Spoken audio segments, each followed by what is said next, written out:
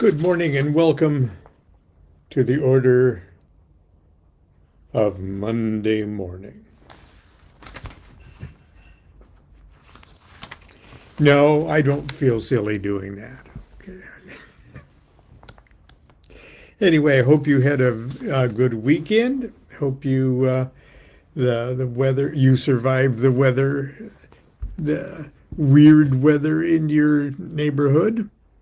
It was very warm here. It'll be warm again today and for Monday Night Magic class tonight.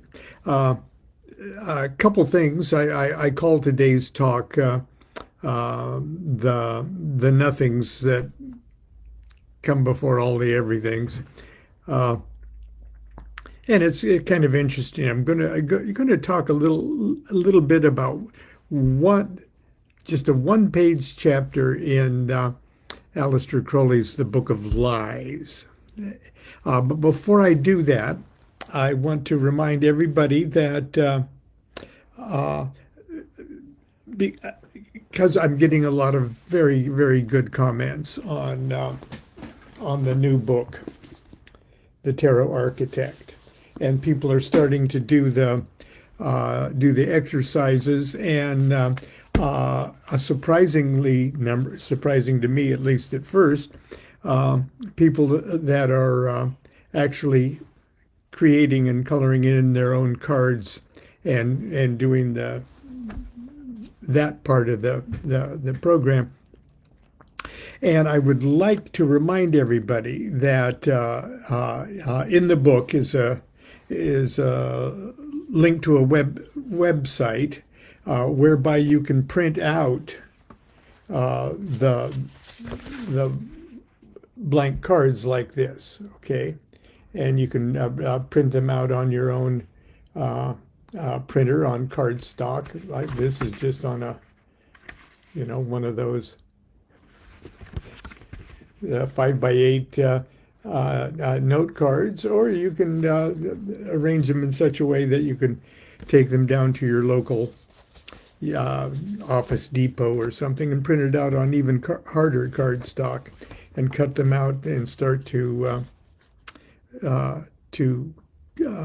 color them in with your own color pencils and customize them according to your own understanding and your own preference of traditional symbols and stuff. You're not, in other words, you can add all sorts of other goodies that you might like to add to your High Priestess card and just sort of use this as a format.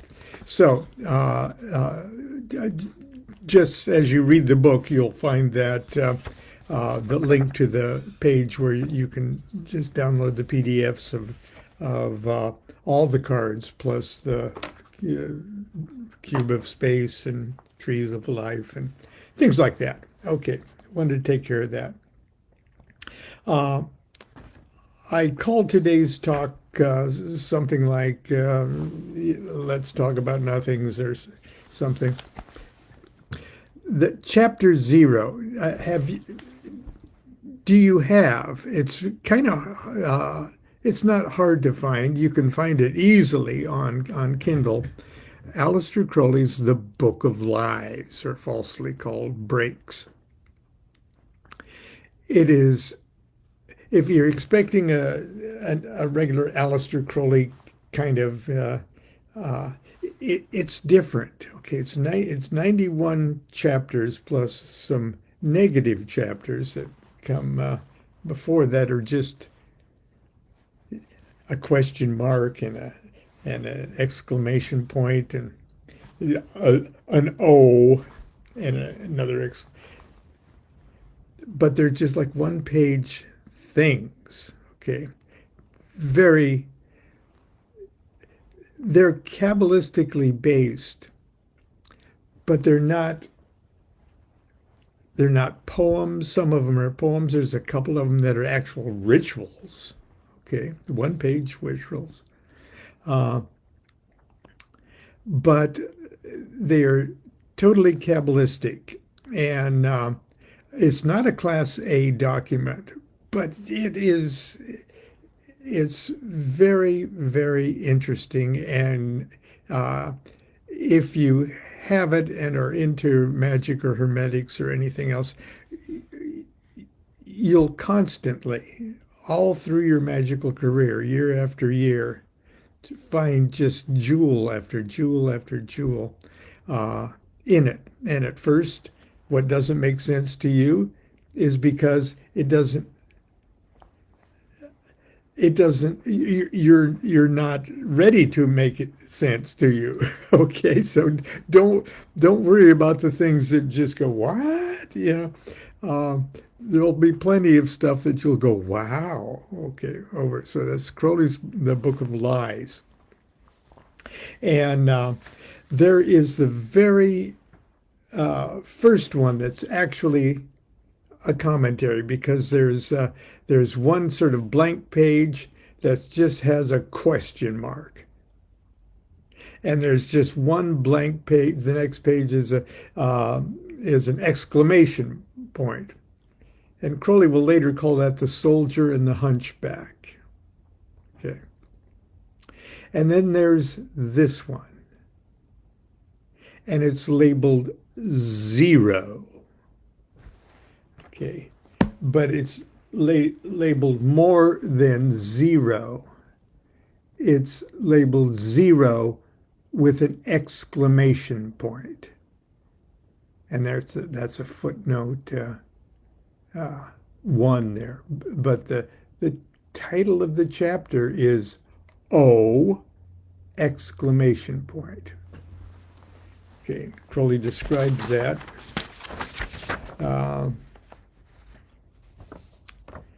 Let's see here. Let's see. This chapter is numbered 0. It corresponds to the negative, which is before Kether, or number 1, in the Kabbalistic system. The notes of interrogation and exclamation on the previous pages are the other 2 veils. The meanings of these symbols is explained in The Soldier and the Hunchback. It's an essay. This chapter begins by the letter O, followed by a mark of exclamation. Its reference to the theogony of Liber Legis, or the Book of the Law, is explained in the note, but it also refers to the katis. It's a Greek word kind of meaning comb, and it's always been a yoni, a word for the yoni. The katis, phallos, and sperma, and is the exclamation of wonder or ecstasy. So that exclamation point is the O, and then ecstasy. I love little shit like that. It's so cool. Let's see. The exclamation of wonder or ecstasy, which is the ultimate nature of things. That exclamation point, that is the ultimate nature of things. And note that the number 1 would be silence, nuit, 0, hadit, rahur, kuit, exclamation point. Silence, then nuit, then hadit. Okay. Now, there's a commentary. Here's the text. I printed it out this morning. Okay, here it is on Kindle. Okay, let's see here. There it is on Kindle. It's just very, very, very short. That's it. That's the whole thing right there. But because I am a bonehead and I gotta I got to write stuff out. That's why I like tarot so much, because there's all this inward stuff that I'm juggling around, and I would just like to see it outside of me myself. I'd like to chart it out so I can wrap my meat brains around it. So I have organized it like this. Now, do you see the three veils of the negative up the top here? We'll talk about it in a second. And here are the text. Okay, but I put it in a tree of life format. Okay, just like that. Now I'm going to try to hold this up while I read it to you. Now here's how the chapter starts. The anti, not anti, ante, before, like when you ante up in a poker game, or the antechamber of a ritual. It's just before the preparation room. The anti-primal triad, which is not God. So that's that thing at those three things at the very top. And that's one kind of nothing is, nothing becomes, nothing is not.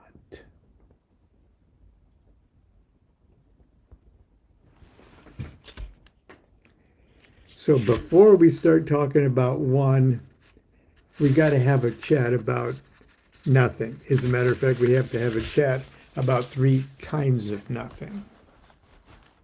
Because you can't have one without it coming from, I would say, something, but coming from nothing. And here's how Crowley talks about these three kinds of nothing. Let's see. The anti-primal triad. Here's in his footnotes. This is the negative trinity. Its three statements are, in ultimate sense, identical. But there's nuances here, okay? These harmonize being, becoming, and not being. The three possible modes of conceiving the universe. The statement, nothing is not, is technically equivalent to something is. Nothing is not. And that's fully explained in his, it has a big essay called Bereshit, which is the first word of Genesis. But here we have before even number one, which is the I am there, okay, is nothing. Actually, it goes up from the bottom here. Nothing is not. That's a nothing that you can't even when you say the word nothing to describe it or conceptualize the nothing, it comes before that. Okay? If you want to describe it, you'd go, okay. If nothing is a big wall-to-wall blackness, it comes before the blackness even. Okay. Then nothing becomes, okay, now we got the blackness. Okay. Nothing becomes, and then nothing is. And that is, that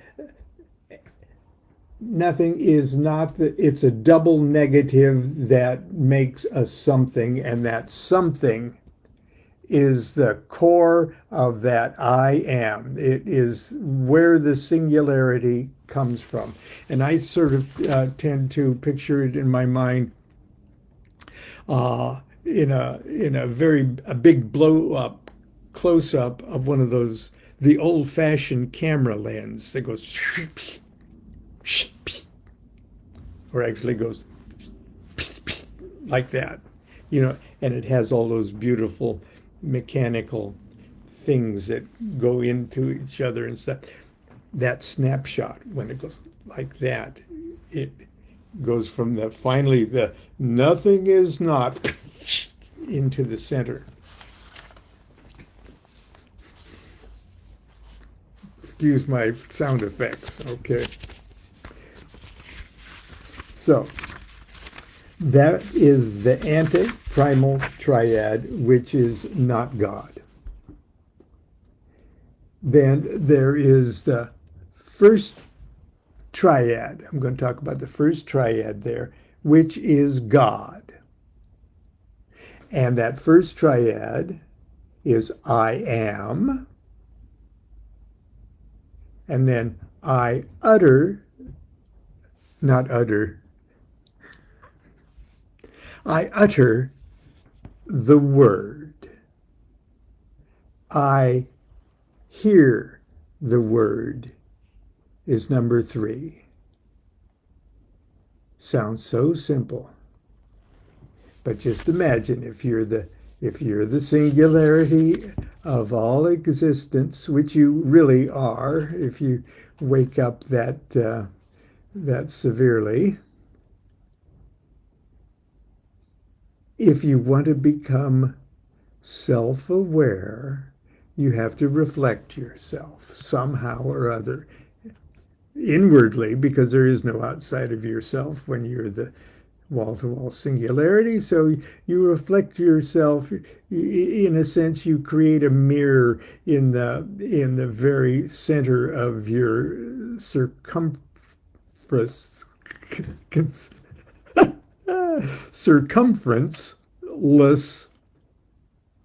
You find the center and hold a mirror to yourself, and you go, oh, that's what I am. Okay, that's your word. Okay. But when you say that, you've created a second condition. It's not really real, it's just a reflection. That's what I am. And over here on number 3, oh, I hear the word. When you said, oh, that's what I am, for the first time you heard the echo of your own freaking word.